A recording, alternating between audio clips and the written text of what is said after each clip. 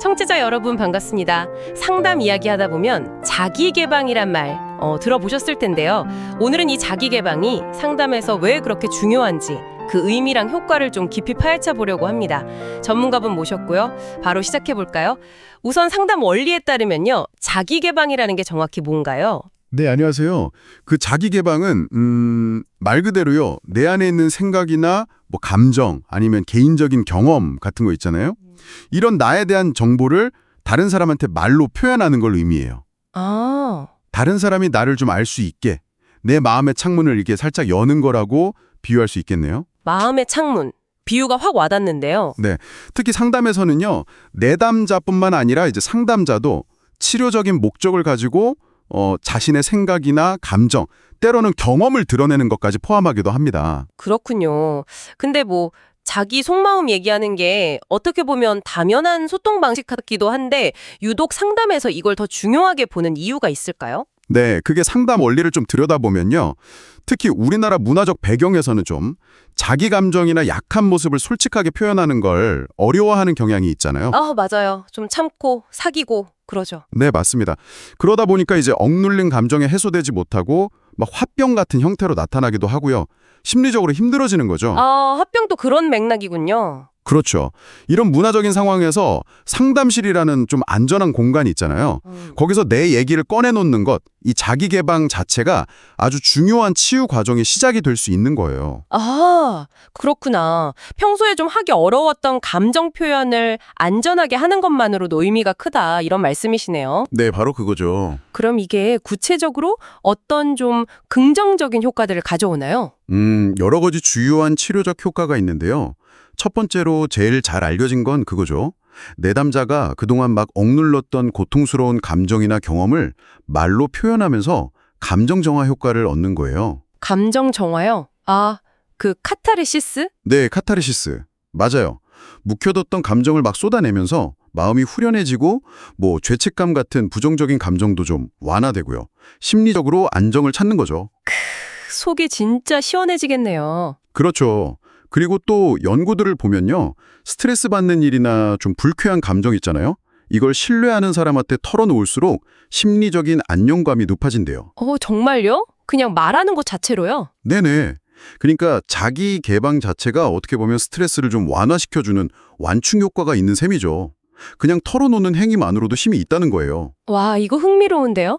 그럼 아까 상담사의 자기 개방도 중요하다고 하셨는데 그건 또 어떤 효과가 있는 건가요? 상담사가 자기 얘기를 한다니 좀 의외일 수도 있을 것 같아요. 그거 아주 좋은 질문인데요. 상담사의 자기 개방은 사실 굉장히 신중해야 해요. 그런데 적절하게 사용되면 정말 강력한 효과를 낼 수 있습니다. 신중하게, 네. 우선 상담자가 자신의 경험이나 감정을 아주 조심스럽게 공유하잖아요. 그러면 내담자는 상담사를 그냥 딱딱한 전문가가 아니라 나를 이해해주는 한 사람으로 느끼게 돼요. 인간적으로요? 네, 이게 바로 상담 관계의 핵심인 신뢰감, 라포 형성에 정말 결정적인 역할을 하죠. 내담자가 느끼는 긴장감도 좀 풀어주고요. 그렇군요. 유대감이 깊어지는 거네요, 진짜. 맞습니다. 그리고 더 나아가서요. 상담사가 자신의 좀 취약했던 경황이라든지 아니면 지금 상담 중에 느끼는 감정을 물론 내담자를 돕는다는 목적 하에 적절히 드러내면요. 내담자는 나만 이렇게 힘든 게 아니구나. 이 상담사도 나를 이해하는구나. 이런 깊은 공감이랑 위안을 받게 돼요. 그게 정말 큰 힘이 될 것 같아요. 그렇죠. 이런 경험이 결국 내담자가 자기의 더 깊은 속마음이나 약점을 더 솔직하게 털어놓을 수 있도록 용기를 주거든요. 결과적으로 내담자 자신의 자기 개방을 촉진하는 거죠. 일종의 모델링 효과도 있고요. 와, 듣고 보니 상담사의 자기 개방이라는 게 정말 섬세한 기술이 필요한 부분이네요. 네, 아주 섬세해야죠. 상담 원리에 따르면 이 자기 개방이라는 게 내담자와의 관계에 정말 큰 영향을 줄 수 있다고 들었어요. 잘 쓰면 정말 좋은 이야기 될 텐데 또 잘못 사용하면 좀 위험할 수도 있는 그런 섬세한 기술 같다는 생각도 들고요. 우선 상담사가 활용할 수 있는 자기 개방에는 어떤 종류들이 있는지 좀 여쭤봐도 될까요? 네, 물론입니다. 자기 개방은 잘 활용하면 신뢰를 쌓고 또 관계를 돈독하게 만드는 데 아주 효과적일 수 있죠. 상담 원리에서는 이걸 크게 두 가지로 나눠서 봅니다. 아, 두 가지요. 네. 첫 번째는 즉시적 자기 개방인데요. 이건 상담 과정 중에, 그러니까 바로 지금 여기서 상담사가 내담자나 혹은 이 상담 관계에 대해서 느끼는 생각이나 감정을 직접 표현하는 거예요. 아, 지금 여기에서 느끼는 거요? 예를 들면 어떤 걸까요? 예를 들어서 오늘 힘든 이야기를 꺼내주셨는데 그 용기가 정말 대단하다고 느껴졌습니다와 같이 말하는 거죠. 상담 과정 자체나 현재 관계의 투명성에 대해 직접적으로 이야기하는 방식이라고 보시면 됩니다. 그렇군요. 뭔가 관계를 바로바로 비춰주는 거울 같은 느낌이네요. 그럼 다른 하나는 뭔가요? 다른 하나는 비즉시적 자기 개방이라고 합니다. 이건 이제 상담실 밖의 이야기, 그러니까 상담사 개인의 과거 경험이라든지 생각, 가치관 같은 걸 내담자와 나누는 걸 말해요. 아, 상담사 개인의 이야기요? 네. 가령 저도 예전에 비슷한 문제로 정말 힘들었던 시기가 있었는데 그때 이런 식으로 좀 이겨내려고 노력했던 것 같아요. 처럼요. 이런 이야기는 내담자가 나만 이런 어려움을 겪는 게 아니구나 하고 좀 네네, 위안을 받거나. 그렇죠. 안심하게 돕고 또 상담사를 좀 더 뭐랄까 인간적인 존재로 느끼게 할 수 있죠. 때로는 문제 해결 방법을 간접적으로 보여주는 그런 모델링 효과도 있을 수도 있고요. 그렇군요. 직시적인 건 현재 관계의 투명성, 그리고 비직시적인 건 좀 더 공감대 형성이나 모델링, 이런 쪽에 초점이 맞춰져 있네요. 듣다 보니까 특히 그 비즉시적 개방은 상담사 개인의 이야기를 하는 거니까 자칫 잘못하면 대화의 초점이 상담사에게로 가버릴 수도 있겠다는 생각도 드는데요. 이런 자기 개방을 정말 효과적으로 잘 사용하려면 어떤 점들을 좀 주의해야 할까요? 네, 아주 정확히 보셨습니다. 그게 정말 중요한 포인트인데요. 자기 개방은 그래서 아주 신중하게 접근해야 합니다. 가장 기본적으로 기억해야 할 원칙이 하나 있어요. 바로 WAIT 원칙입니다. WAIT요? 기다리라는 뜻인가요? 네. 영어 약자인데요. Why am I telling this? 이걸 줄임말입니다. 아하, 내가 왜 이 이야기를 하려고 하는가? 네, 맞습니다. 자기 개방을 하기 전에 스스로에게 이걸 꼭 물어봐야 한다는 거죠.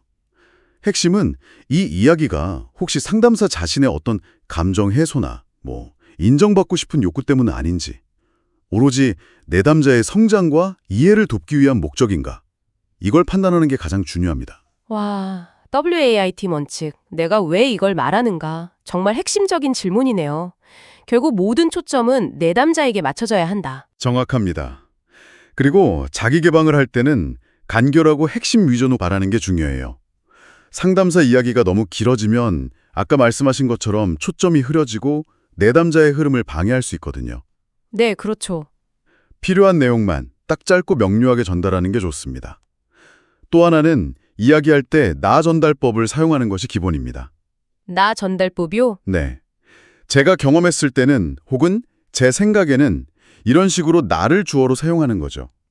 이게 상담사 개인의 경험이나 생각이라는 걸 분명히 해주는 거예요. 마치 이게 일반적인 진리나 꼭 따라야 할 조언처럼 들리지 않도록 주의해야 하고요. 아, 간결하게 그리고 나의 경험으로서 전달한다. 네. 듣고 보면 당연한 것 같은데 막상 하려면 쉽지는 않겠어요. 또 고려해야 할 점이 있을까요? 당연하지만 내담자의 현재 감정 상태나 문화적 배경, 또 가치관 같은 것들을 존중하는 태도가 정말 필수적입니다. 내 이야기가 혹시라도 내담자에게 부담이 되거나 그들이 가진 생각과 너무 부딪히지는 않을지 세심하게 살펴야 하죠. 특히 그 상담자 자신이 아직 완전히 해결하지 못한 현재 진행 중인 어려움 같은 거 있잖아요. 네네. 그런 걸 나누는 건 좀 피하는 게 좋습니다. 내담자에게 불필요한 정서적 부담을 줄 수 있으니까요. 아, 그럴 수 있겠네요. 그리고 마지막으로 정말 중요한 건데요. 자기 개방을 한 후에는 반드시 다시 내담자에게로 초점을 돌려놔야 합니다. 제 이야기를 들으시니 좀 어떠세요? 라든지 혹시 이 부분이 당신의 경험과는 어떻게 좀 연결될 수 있을까요? 와 같이 질문을 던져서요. 아, 다시 내담자 이야기로 돌아가게끔. 네. 대화의 주도권을 다시 내담자에게 넘겨주는 거죠. 자기 개방은 어디까지나 내담자가 스스로를 더 탐색하도록 돕는 도구이지 그 자체가 대화의 중심이 되어서는 안 됩니다. 와, 정말 섬세한 과정이네요. 들어보니까. 웨이트 원칙으로 동기부터 점검하고 간결하게 나의 경험으로 전달하고 또 내담자 상황을 존중하면서 마지막엔 다시 내담자에게 초점을 맞추는 것까지 이 모든 단계에서 계속 이게 정말 내담자를 위한 것인가? 이 질문이 계속 따라다녀야 하는 거군요. 이게 긍정적인 효과도 있지만 오늘은 그 반대편, 때로는 위험할 수도 있고 윤리적으로 고민되는 지점들을 좀 짚어보고 싶어요. 네, 안녕하세요. 자기 개방. 이게 참 양날의 검 같은 거라서요. 잘 쓰면 정말 좋은데 조심하지 않으면 문제가 생길 수 있습니다. 그렇죠. 그 상담 원리에 비춰볼 때 구체적으로 어떤 위험들이 있을 수 있을까요? 네, 우선 가장 흔한 문제인데요. 상담의 초점이 흐려지는 거예요. 원래는 당연히 내담자 이야기가 중심이 되어야 하는데 상담사가 자기에게 너무 빠지다 보면 어느새 상담이 상담사 중심으로 흘러가 버릴 수가 있죠. 아, 그러니까 주인공이 바뀌는 느낌? 네, 내담자는 자기 문제 얘기하러 왔는데 오히려 상담사 얘기를 들어주고 있게 되는 그런 상황이요. 네, 맞아요. 바로 그거죠. 그렇게 되면 내담자는 자기 얘기를 충분히 할 시간이나 뭐랄까 에너지를 뺏기게 되는 거고요. 듣기만 해도 좀 답답한 상황일 수 있겠네요. 그렇죠. 그리고 또 하나는 내담자에게 부담을 줄 수 있다는 점이에요. 예를 들어서 상담사가 아직 해결되지 않은 자기 슬픔이나 막 분노 같은 걸 너무 감정적으로 막 쏟아내면요. 아, 네네. 내담자는 내가 저분을 위로해드려야 하나? 이런 생각을 할 수도 있어요. 심리적으로 돌봐야 한다는 부담감. 이게 생기면 역할이 완전히 뒤바뀌는 거죠. 치료적 관계가 좀 이상해지는 거예요. 와, 그건 정말 의도와는 전혀 다른 결과네요. 도움을 주려다 오히려 짐을 지우는 셈이니까요. 또 어떤 점을 조심해야 할까요? 그 경계 문제가 또 중요합니다. 상담 관계는 기본적으로 전문가 내담자라는 틀, 어떤 선이 있잖아요. 네, 그렇죠. 전문적인 관계니까요. 근데 가기 개방은 본질적으로 그 선을 좀 넘나드는 행위거든요.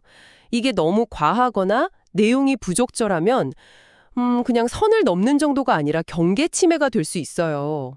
예를 들어 너무 사적인 고민을 막 상세하게 털어놓는다거나 하면 내담자는 혼란스러울 수 있고요. 관계 자체가 좀 모호해질 수도 있겠군요. 네. 그리고 결국에는 이 상담사님 정말 전문적인 분 맞나? 하는 의구심으로 이어질 수도 있습니다. 신뢰가 깨지는 거죠. 이게 사실 가장 큰 문제일 수 있어요. 아, 신뢰가 깨지면 상담 자체가 어렵게 되니까요. 정말 조심해야 할 부분이 많네요. 그러면 상담사들은 이런 위험성을 알고 자기 개방을 할지 말지 또 어떻게 할지 결정할 때 어떤 윤리적인 기준을 좀 따라야 할까요? 가장 중요한 건 딱 하나예요. 언제나 내담자의 복지, 그러니까 내담자에게 이익이 되는가, 이걸 최우선으로 생각해야 합니다. 내담자 중심. 그게 핵심이군요. 네. 그래서 자기 개방을 하고 싶을 때 상담사는 스스로한테 꼭 물어봐야 해요. 첫째, 이 이야기를 하는 게 정말 저 내담자의 치료나 성장에 도움이 되나? 혹시 내가 그냥 인정받고 싶거나 외로워서 하는 얘기는 아닌가? 이걸 냉정하게 봐야 하고요. 아, 상담사 자신의 욕구 충족이 아닌지 점검하는 거군요. 그렇죠. 두 번째는 그래서 구체적으로 어떤 도움이 되는데 이게 명확하지 않으면 안 하는 게 나을 수 있어요. 막연히 좋을 것 같아서는 안 된다는 거죠. 네, 명확한 치료적 목적이 있어야 한다. 그리고 마지막으로 혹시 내담자가 이 얘기 듣고 더 혼란스러워하거나 상처받지는 않을까? 이걸 꼭 고려해야 합니다. 내담자의 현재 상태, 가치관, 문화적 배경 이런 것까지 다 생각해야 하는 거죠. 와, 정말 고려할 게 많네요. 이게 혼자 결정하기 어려울 때도 있을 것 같은데요? 맞습니다. 그래서 중요한 게 슈퍼비전이에요. 자기보다 경험 많은 상담 전문가에게 자문을 구하고 이 자기 개방이 적절한지 같이 논의하는 거죠. 이게 필수적입니다. 아, 다른 전문가의 객관적인 시각을 빌리는 거군요. 네, 특히 이제 막 시작하는 초보 상담사분들은 자기 개방을 사용하는데 정말 신중해야 해요. 이게 보기보다 되게 숙련된 기술이거든요. 경험이 부족할 때는 차라리 내담자 이야기에 깊이 귀 기울이고 공감해주는 그 기본적인 역할에 더 집중하는 게 훨씬 안전하고 효과적일 수 있습니다. 결국 내가 왜 이 이야기를 하려고 하는가 하는 그 근본적인 동기부터 시작해서 이게 내담자에게 어떤 영향을 미칠지 아주 신중하게 생각하는 윤리적인 고민이 정말 필요하다는 말씀이시네요. 네, 정확합니다. 이어서 좀 더 심화된 공부 해보겠습니다.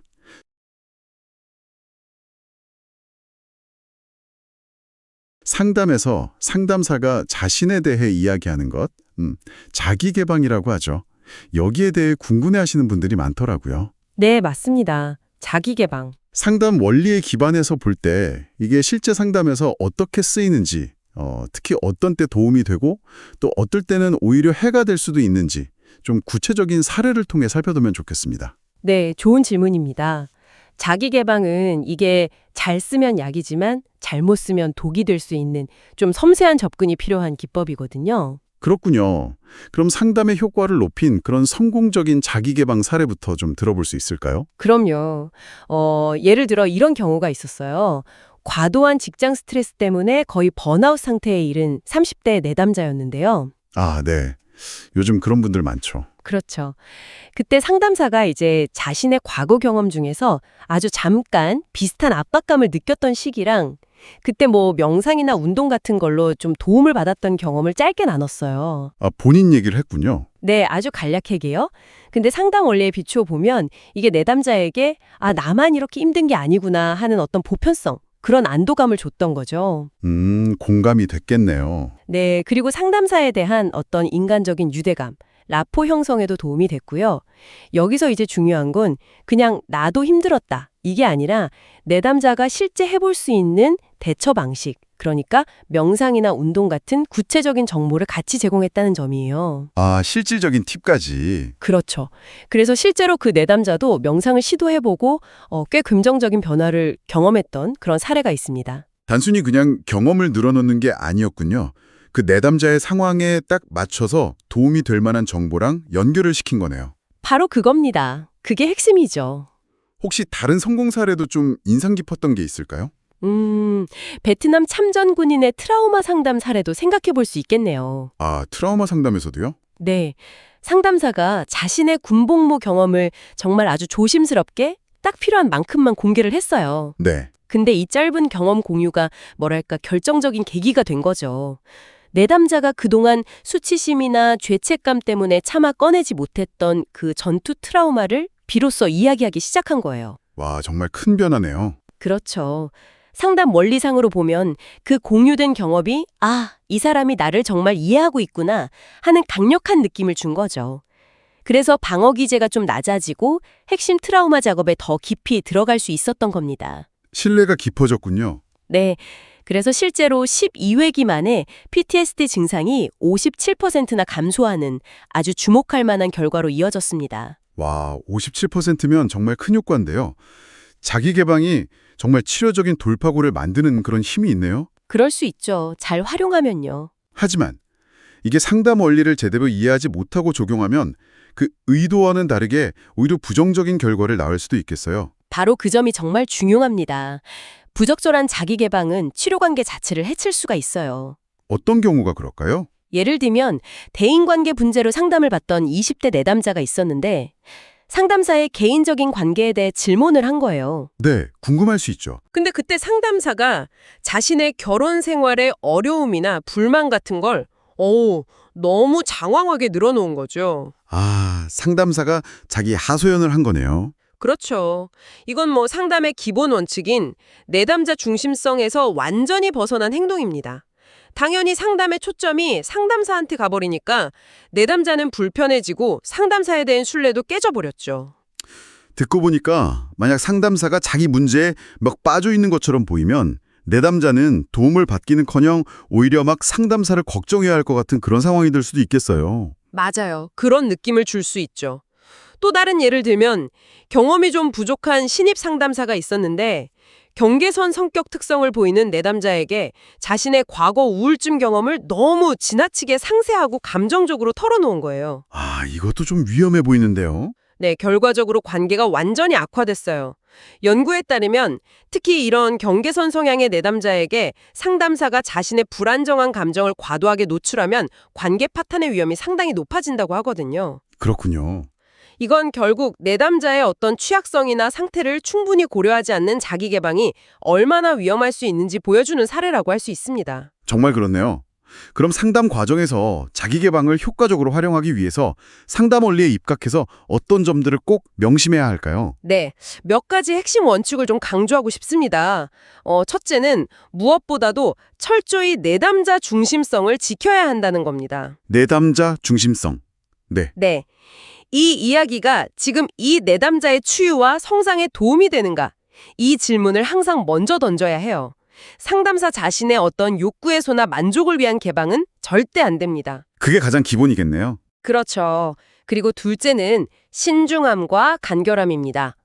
충동적으로 그냥 말 얘기하는 건 피해야 하고 less is more, 그러니까 적을수록 좋다는 원칙을 좀 기억하면서 핵심만 간결하게 전달하는 게 좋습니다. 너무 길어지면 안 된다는 거군요. 네. 그리고 셋째는 명확한 경계 설정이 필요해요. 어디까지 이야기할지 미리 좀 선을 정해두고 또 개방한 후에는 내담자의 반응을 아주 세심하게 살펴야 합니다. 그리고 다시 내담자에게 초점을 맞춰야 하고요. 반응을 살피는 거 중요하겠네요. 아주 중요하죠. 넷째는 가능하면 유용한 정보 제공과 결합하는 것이 더 효과적이라는 겁니다. 아까 직장 스트레스 사례처럼요. 아, 네네. 대처 방식 같은 거요? 네. 자신의 경험을 나눌 때 그게 내담자에게 실질적인 도움이 될 만한 어떤 대처 전략이나 관점, 이런 것들과 연결될 수 있다면 훨씬 좋겠죠. 그렇겠네요. 그리고 마지막으로 이 모든 과정의 바탕에는 지속적인 윤리적 성찰이 있어야 합니다.